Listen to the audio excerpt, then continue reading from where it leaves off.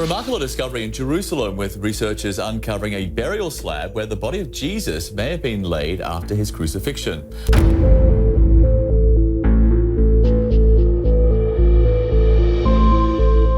For the first time in centuries, researchers have uncovered what's believed to be Jesus' tomb inside the Church of the Holy Sepulchre. According to biblical narratives, Jesus Christ died more than 2,000 years ago. Recently, scientists became curious and decided to uncover the tomb of Jesus. Surprisingly, they've found the tomb, and what is inside will shock you. The discovery has the power to change the course of history. Join us as we unravel the relics found inside Jesus' tomb. Chapter 1. Jesus' Tomb. Jesus Christ remains one of the most important figures in Christianity. Without his life, death, and resurrection, Christianity has no basis. Even though all we know about him comes from the scriptures, archaeologists have decided to unearth where his tomb could be. According to the Bible, Jesus Christ was buried in a tomb cut out of rock just after his crucifixion. He awed his followers 3 days later when he left the tomb alive. Hence, there is no questioning of his existence. But the puzzle is this: where is the tomb located? This question has intrigued biblical scholars and historians for years. Could it be the Talpiot tomb in Jerusalem, the Garden Tomb, or even a burial plot in far-flung locations like Japan or India? To date, most believe that the Church of the Holy Sepulchre in Jerusalem's Old City is the likely location of Jesus' tomb. In 2016, it was unsealed for the first time in centuries. The belief that Jesus' tomb is located at the Church of the Holy Sepulchre dates back to the 4th century. Then, the Emperor Constantine, a recent convert to Christianity, ordered his representatives to find Jesus' tomb. Upon arrival in Jerusalem in 325 AD, Constantine's men were directed to a 200-year-old Roman temple built by Hadrian. Beneath, they found a tomb made from a limestone cave, including a burial bed. This fits the Bible's description of Jesus' tomb, convincing them they'd found his burial site. Though the church has been widely recognized as the site of Jesus' tomb, it's impossible to say for sure that Jesus Christ was buried there. Early Christians were persecuted and forced to flee Jerusalem, so they may have been unable to preserve his grave. Muddying the waters is that other likely tombs have appeared over the years. To some, the Garden Tomb in Jerusalem seems a likely candidate. Others believe the Talpiot tomb in the Old City could be Jesus' tomb. Both are cut from rock, just like the tomb in the Church of the Holy Sepulchre. Yet many scholars say those tombs lack the church's historical weight. The Talpiot tomb, for instance, is a rock-cut tomb discovered in 1980 in the East Talpiot neighborhood, 5 kilometers south of the Old City in East Jerusalem. It contained 10 ossuaries, 6 inscribed with epigraphs, including one interpreted as Yeshua bar Yehoseph, Jeshua son of Joseph. However, the inscription is partially illegible, and its translation and interpretation are widely disputed. Scholars widely believe that the Jesus in Talpiot is not Jesus of Nazareth, but a person with the same name since he appears to have a son named Judas. The tomb shows signs of belonging to a wealthy Judean family, while Jesus came from a low-class Galilean family. The Garden Tomb, on the other hand, is also a rock-cut tomb in Jerusalem. It was unearthed in 1867 and is considered by some Protestants to be the tomb of Jesus. Israeli archaeologist Gabriel Barkay has dated the tomb to the 8th–7th centuries BC. Although there seems to be no agreement on the exact location of Jesus' tomb, much archaeological and early literary evidence supports the fact that it is located in the Church of the Holy Sepulchre. However, the Church of the Holy Sepulchre has suffered over the centuries. It was sacked by Persians in the 7th century, destroyed by Muslim caliphs in the 11th century, and burned to the ground in the 19th century. But each time it fell, Christians built it back. Many continue to believe that it's the most likely site of Jesus' tomb. The tomb was sealed with marble cladding around 1555 to prevent visitors from taking pieces of stone. But in 2016, a crew of specialists opened it for the first time in centuries. Stay focused. You are about to receive the most amazing discovery of your life. In 2016, the 3 entities that share the Church of the Holy Sepulchre, Greek Orthodox, Armenian Orthodox, and Roman Catholic agreed. Israeli authorities had declared the building unsafe, and they would need to make repairs to preserve it. The government summoned restorers from the National Technical University of Athens, who began to work on the site.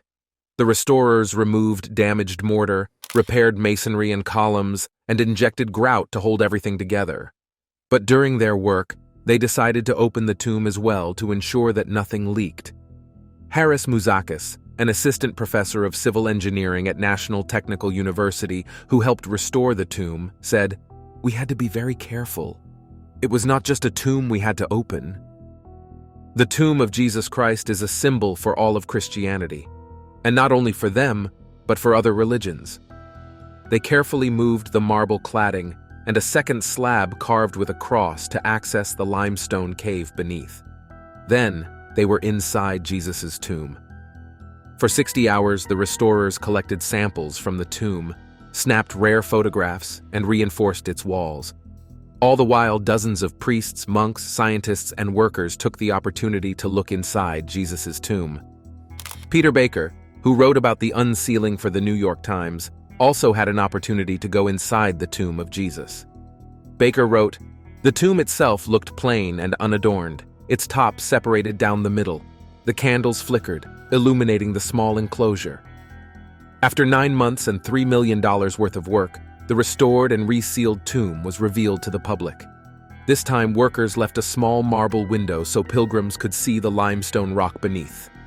But come to think of it, the Bible says in John 20:6-7, "Then Simon Peter came behind him and went straight into the tomb. He saw the strips of linen lying there and the cloth wrapped around Jesus' head. The cloth was still in its place, separate from the linen. That begs the question of where this linen lies today. This will lead us to the Shroud of Turin. What mystery does this piece of clothing contain?" Chapter 2. The Shroud of Turin. The Shroud of Turin, a controversial religious relic, has caused intense controversy even within the Catholic Church. Carbon dating tests indicated that the relic originated between 800 and 1,000 years after Christ, raising suspicions that it was a fake. To make matters even more intriguing, the raw data from these tests was kept secret from the public for an astounding 27 years. There were also suspicions that financial incentives were being given to the laboratories involved, possibly to promote the myth that the Shroud of Turin was a medieval forgery. However, significant information has emerged, casting new light on its legitimacy. Interestingly, a member of the original examining team has publicly declared that the testing procedure was defective, making the results untrustworthy. The Shroud of Turin has been meticulously preserved since 1578 and is currently housed in the Royal Chapel of the Cathedral of San Giovanni Battista. This begs the question of whether government organizations are interested in keeping its secrets. The shroud was quite large, measuring 4.3 meters in length and 1.1 meters in width. Its surface displayed faint brownish pictures, which added to its mystery. Looking at the shroud, one would see the ghostly image of a short man with sunken eyes who stood 5-7 inches tall. One half of the cloth showed a picture of a body lying lengthwise, and the other half gracefully folded to cover the entire front, from the feet to the face. It looked as though the shroud had witnessed a person's last moments. It was also said that the inscriptions on the shroud remarkably resembled the wounds that Jesus Christ had received while hanging on the cross. The head bore thorn marks as if someone had painstakingly covered it with a crown of thorns. The cuts on the back seemed to indicate a severe beating, but the bruises on the shoulders showed the weight of a heavy load carried. The most poignant were the stains found across the shroud, which were believed to be blood stains. Rumor had it that these stains were treasured reminders of the ultimate sacrifice paid for the sake of humanity. It is important to remember that the Catholic Church does not formally certify a relic's authenticity. The Church acknowledges that. However, it hasn't explicitly stated that it is more than just an icon of Christian devotion. For millions of travelers since the late 19th century, it has represented the mystery of the Lord's suffering and death. Researchers have used scientific investigation methods to ascertain the veracity of the shroud's secrets. Here is where it becomes more disturbing. Chapter 3: Scientific Observations on the Shroud. Scientists saw something startling in 1898. The one-seat images on the shroud resembled photography negatives more than real photos. The Vatican decided to end the authenticity dispute once and for all in 1988. They provided microscopic samples of the linen cloth shroud, each slightly bigger than a postage stamp, to 3 laboratories in different countries. Carbon dating was intended to be performed on these materials to ascertain the shroud's date. All 3 laboratories came to the surprising conclusion that the cloth was made between 1260 and 139. The big problem is that scientists cannot explain the image of the shroud despite the carbon dating readings. It shows a photographic negative of a body covered in wounds akin to what Christ would have experienced. Scientists cannot pinpoint the shroud's meaning, even though they may confidently declare that it is not from the time of Christ. In an attempt to provide a definitive answer, scientists have been studying this treasured relic non-stop for nearly a century. But even with the most cutting-edge scientific technology on the market today, nobody has been able to recreate the enigmatic image it bears. However, scientific progress has led to more public disclosure of new data supporting the Turin shroud's authenticity. To start with, consider the opinions of Barry Schwartz, who was part of the group that conducted the initial examination of the shroud and served as the project's official photographer. Their investigation's main objective was to ascertain how the image of the shroud came to be. He was reluctant to join the team since, at the time, he was not a practicing Jew and thought the shroud was just an exquisite painting. Even so, during their laborious examination of the material, he found one of the image's enduring mysteries, which still piques the curiosity of scholars today. He clarified that they employed a specialized tool designed for X-ray analysis that allowed them to project an image's brightness and darkness vertically into space. This technique would produce a distorted image based on their density, but the shroud allowed for the 3-dimensional view of a human shape. This implies a high correlation between the image's density and the distance between the cloth and the body. He stated that the only possible explanation for this phenomenon is the contact between the fabric and the body, throwing out the idea that it is simply a projection because pictures from artwork or pictures don't contain the same information as the shroud. Initially, they searched for binders or paint pigments that would have indicated that the image was made artificially, but they could not find any. However, upon closer examination, they found that the image was composed of concentrated yellow-colored strands that indicated the intensity of darkness in a certain area. In other words, there was no evidence that the image resulted from outside influences or materials. Nevertheless, a radiocarbon test conducted 10 years later conclusively proved the shroud's legitimacy as a lie. After their research, Barry calls attention to the questionable fact that the British Museum, which was in charge of the 3 labs that conducted the radiocarbon testing, waited a grueling 27 years to provide the raw data. In scientific practice, data is rarely released with such a long delay under the Freedom of Information Act.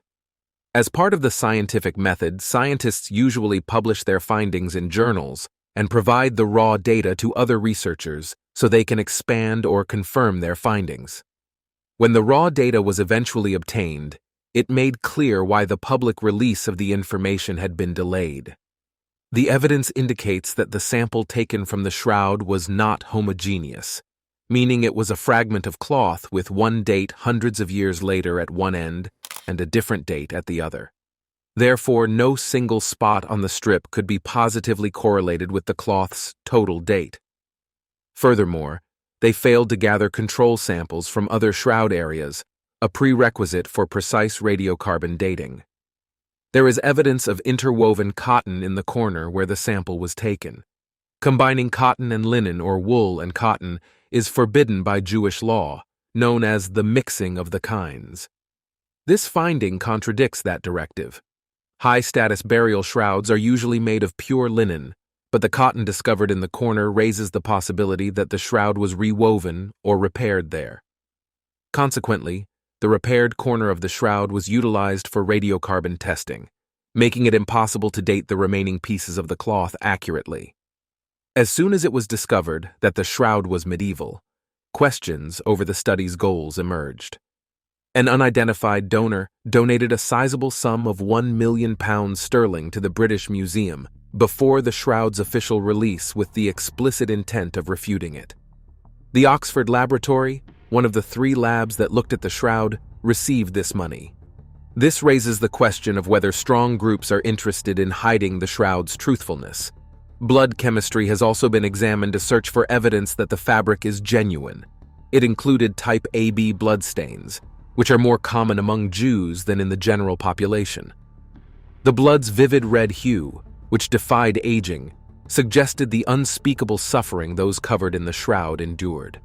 Given that the victim's actions precisely matched the angle at which the blood poured, the bloodstains that cascaded down the arms were clear evidence of a violent crucifixion. Surprisingly, the bloodstains appeared before the photo on the shroud, indicating that the miraculous transformation occurred precisely 72 hours after the blood made contact with the fabric while creating the unique image. After further investigation, scientists discovered that the dirt on the shroud contained travertine aragonite and Jerusalem limestone, the same type of stone found in Jesus' tombs in Jerusalem. This finding opened up some intriguing possibilities. Additionally, the fabric contained 49 different types of pollen, 33 of which were unique to Palestine, and 3 of which were unique to Jerusalem, indicating a potential link to the crown of thorns. Researchers could date the fabric more accurately and dependably by employing advanced wide-angle X-ray scattering. Scientists examining the man's eyes in the shroud discovered traces of ancient coins used in Jewish graves dating back to the 1st century. These coins are identical to those of the Pontius Pilate used around the same period. Furthermore, the 2 x8 cubit measurements of the shroud resemble an antiquated unit of measurement. A powerful link to the past is created by the shroud's 3-inch wide side strip, which was sewn using a unique stitch only used in Palestine in the 1st century. Creative depictions of the crucifixion throughout history have typically included nails passing through the hands. However, archaeological findings indicate that the nails were driven into the wrists, which aligns with the picture on the shroud. In keeping with the biblical account of the crown of thorns, the head wounds likewise closely resemble thorns. The marks on the wearer's shoulders indicate moments when they staggered and fell, probably across the blood-stained ground, while carrying a big, awkward thing. Injuries on the nose, which may have resulted from a fall or a beating, provide greater credence to the shroud's legend and make it worthy of consideration. The remarkable separation of blood and clear blood serum observed in the reverse image of the shroud is identical to what is seen when a person passes away from a wound. The side wound resembles an oval wound, too, in broad, precisely like a Roman spear.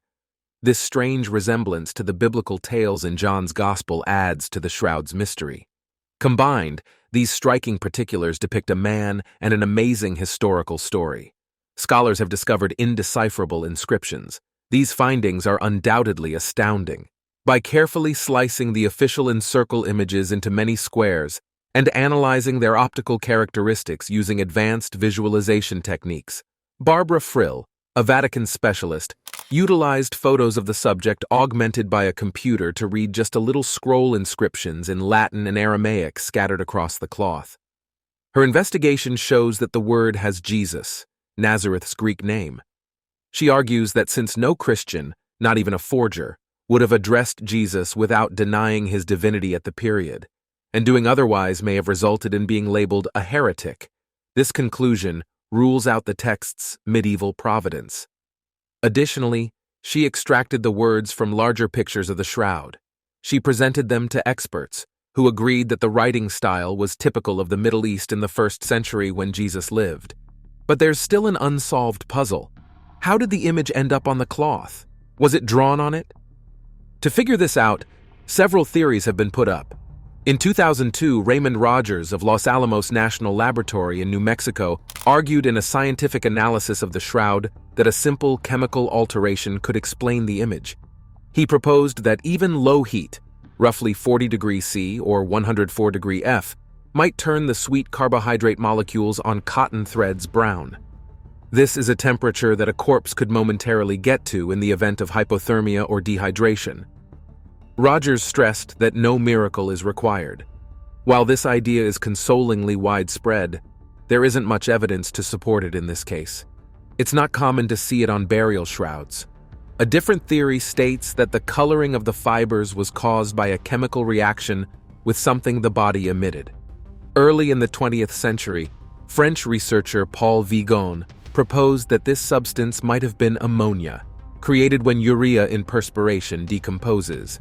However, this explanation falls short because the final image would be blurry. Biophysicist John Dal Salvo, who proposed another theory in 1982, suggested that the substance could be lactic acid produced by sweat from plant leaves reacting with paper fibers. This substance can create long-lasting, dark, negative images that resemble the bulk ringer images of leaves sandwiched between book pages. However, one explanation stands out above the others. A researcher named John Jackson claims that vacuum UV light is still the most plausible explanation for the formation of the image. For linen to become a suitably photosensitized material, light radiation must be present without concurrent heat radiation. The image on the shroud would require an astounding several billion watts of light radiation, which is far more than what is now understood about the sources of UV radiation. The cloth would have melted in less than 140 billionths of a second if the corresponding heat energy had existed. For such an operation, power that is more than the total electrical energy produced by our planet combined would be needed. It becomes evident that only a divine miracle could account for such an occurrence.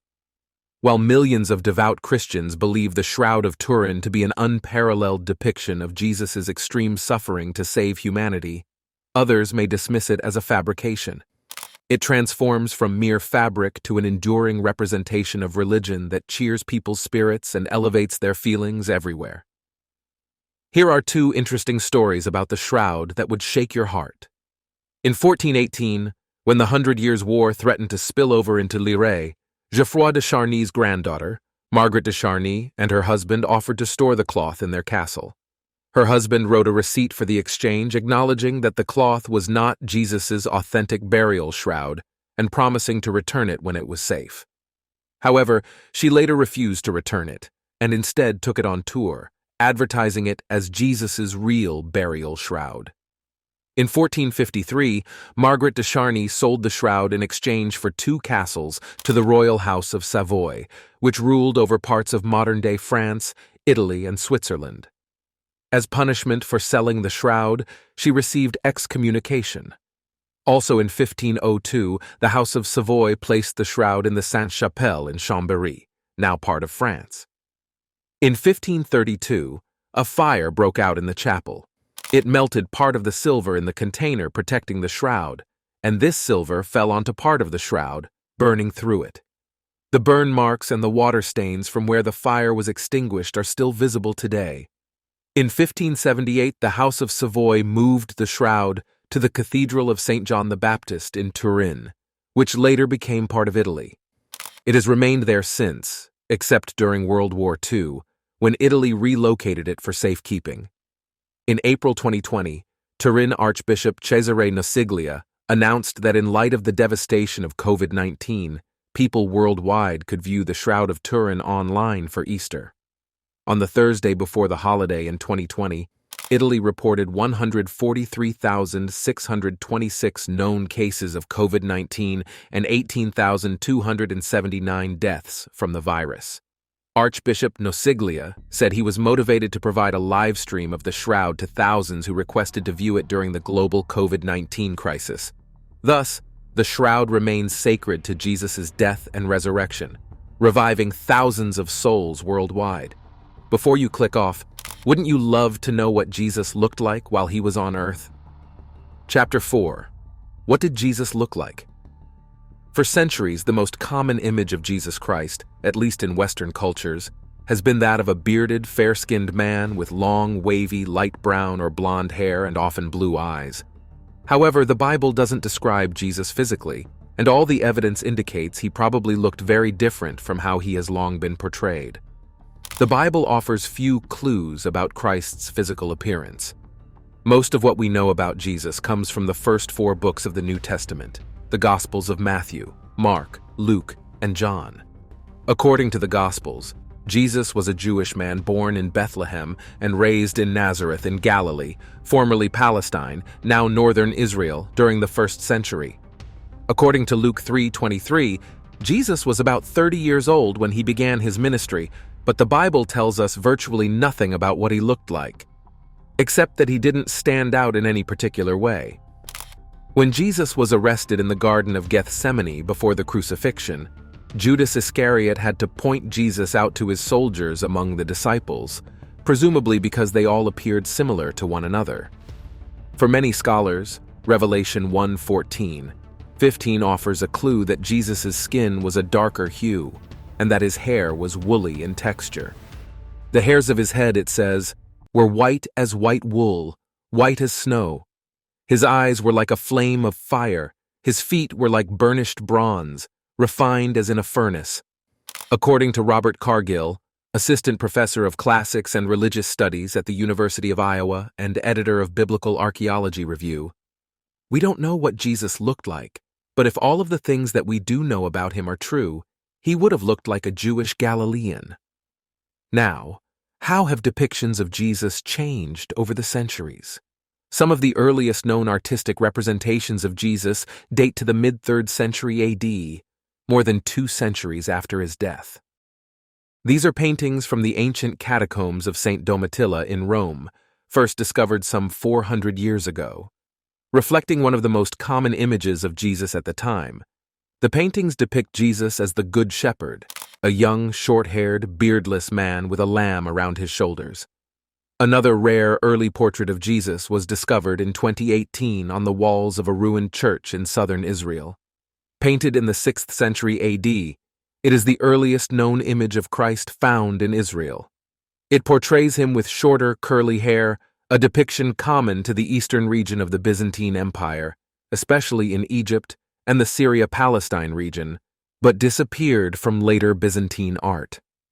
The long-haired, bearded image of Jesus that emerged in the 4th century was influenced heavily by representations of Greek and Roman gods, particularly the all-powerful Greek god Zeus. At that point, Jesus started to appear in a long robe, seated on a throne, such as in the 5th century mosaic on the altar of the Santa Pudenziana Church in Rome, sometimes with a halo surrounding his head. The point of these images was never to show Jesus as a man, but to make theological points about who Jesus was as Christ, King, Judge, and Divine Son. Joan Taylor, professor of Christian origins and Second Temple Judaism at King's College London, said, "They have evolved to the standard Jesuses we recognize." Of course, not all images of Jesus conform to the dominant image of him portrayed in Western art. Different cultures worldwide have depicted him, visually at least, as one of their own. Cultures tend to portray prominent religious figures to look like the dominant racial identity. But can we get a definite clue from science? Let's find out.